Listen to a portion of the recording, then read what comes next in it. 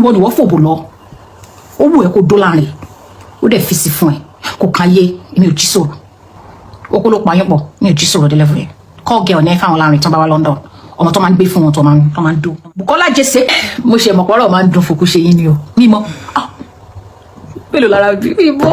wọ́n ló máa fọwọ́ kékeré gbà ńlá fọwọ́ kékeré but àwọn ọ̀rọ̀ tó kọpa yẹn lèmi máa bẹ́ẹ̀ tàn mọ́lẹ̀ sí ó dáa ṣùgbọ́n ó máa ń parọ́ gan-an irú ẹ̀ pọ́ ó pa ìwọ ó parọ́ kú. I will start from the beginning. I happen to have a baby father named Lanre Teriba. Is my ex. Shewari Lanre Teriba. Mi kì í ṣe ìyá ọmọ ẹ̀ lásán. Ìyá ẹ̀ lèmi. Ìkúnlẹ̀ mẹ́ta ni mo bí fún Lanre Teriba. Ọkùnrin méjì obìnrin kan. Ìyá ẹ̀ ni mo jẹ́. Mi gbọ́dọ̀ bínú sí, mi gbọ́dọ̀ róbìrò, mi ò gbọ́dọ̀ ṣépè fún. Torí nǹkan méjì kan, torí ìkúnlẹ̀ mẹ́ta yẹn ni. Mo mọ tó ń pè lógo. Àbí kò yé? Mo mọ tó ń pè ní ògo. Mi ò wá gbọ́dọ̀ bá wọn lọ́wọ́ nínú bí ògo ẹ̀ ṣe máa wọ mi torí ọjọ́ ọ̀la àwọn ọmọ mẹ́tẹ̀ẹ̀ta tí mo bí. Àtọ́ mi débẹ̀, mo gbẹ́kọ̀ọ́ débẹ̀. Òye ayé yé mi kọjá bẹ̀. Tó bá kú èmi àti Lanre Teriba one on one kò ní délé pé ẹni kó play voice note mi kan fún yín péré. Èmi àti ẹ̀ nìyẹn. Àmọ́ níṣẹ́jú gbogbo yín olúṣẹ́sí oníṣẹ́sìn látọwọ́ èmi Àṣàkẹ́ ó dòódì padà. Ta ló bí ẹ Bukola Jesse?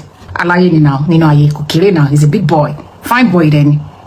Ó lè tọ́ sí ẹni ọmọ. Etí ò ní ò bàjẹ́, ní ò ṣọ̀rọ̀, kò sínú ìjà, bí jí sọ̀rọ̀ dé gbogbo level yẹn. Ó jáde ju gbogbo nǹkan báyẹn lọ. Kò ṣe tẹnu, kò ṣe ti fọ́nbù. Ní ò jí sọ̀rọ̀ gbogbo bẹ́ẹ̀. Èmi ò mọ̀ gbà tẹ́ ń dóra yín. Wọ́n ló fòbò lọ. Nǹkan tó bá sọ fẹ́mi lèmi máa mọ̀. Ìwọ ni wọ́n fòbò lọ. Ó wù ẹ́ kó dó láàrin. Ó dẹ̀ fi sí fún ẹ. Kò káyé èmi ò jí sọ̀rọ̀. Ṣó ti yẹ. Nígbà tí mo wá bímọ ní 2015 tí ma bí first ọmọ mi fún Lanre Teriba ní January 2015 8 days after Bukola Jesse pé Naija Gist ní Nigeria ó blog mi. Is the blog ṣètìlí kankan fi title ẹ.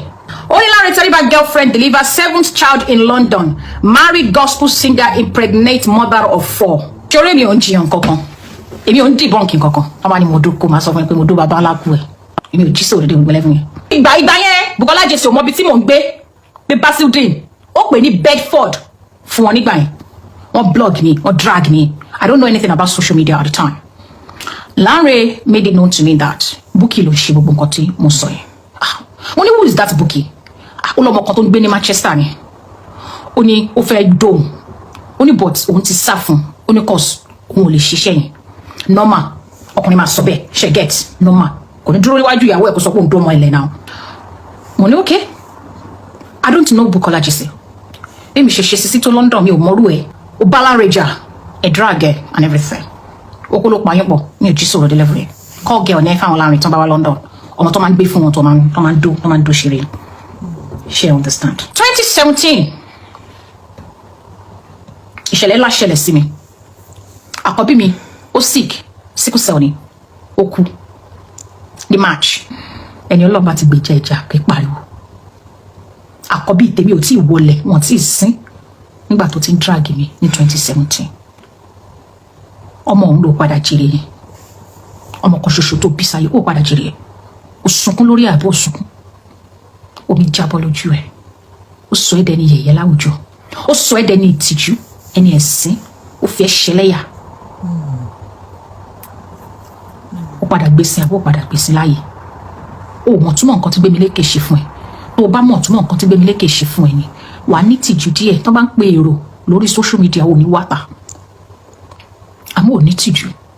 Wọ́n lẹ́ni ọmọ ẹ̀ kú ó sàn ju ọmọ ẹ̀ nù lọ. Fòkú ṣe yín. Ó wà láyé ọmọ ẹ̀ nù sínú ayé. Ọ̀rọ̀ mi máa ń dùn ẹ́. Ló fẹ́ wá fi Gucci glasses fi yangàn fún. Ó bá ń gbọ́mọ síta kó fi yangàn kí n rí pé ó wá ṣọ́rẹ́ Bukola Jesse. Àkísà ìhòòhò ló wà. Ọmọ láṣọ. Ọmọ nìyẹn Olúwa. Ògbọ́n tí Bíbélì pè ní. Ó ní ọmọ dàbí ọfà ọwọ́ alágbára. Ìwọ alákìsà ìwọ tó wà ní hòhò. Ló máa bọ́ta pẹ̀lú sunglasses. Ṣò máa dín ní. Ebi ń pa ẹ̀ náà. Ọmọ kan ṣoṣo tó bí o fẹ́ o. Ṣé torí mo sọ wípé you didn't make a house a home for your son. o ló jẹ́ nlé mo ti da mental health orun kọ́wọ́ bọ brain ẹ orí ẹ wá dàrú wá bọ́ síta wá bẹ̀rẹ̀ sí sọ story ara ẹ ibi tí mo push ẹ tọ́rọ̀ mi dùn ẹ dé ó fi ẹnu ara ẹ wá ṣe ẹ̀sìn ara ẹ kábíyèsí títóbi rẹ ọba Ọlọ́run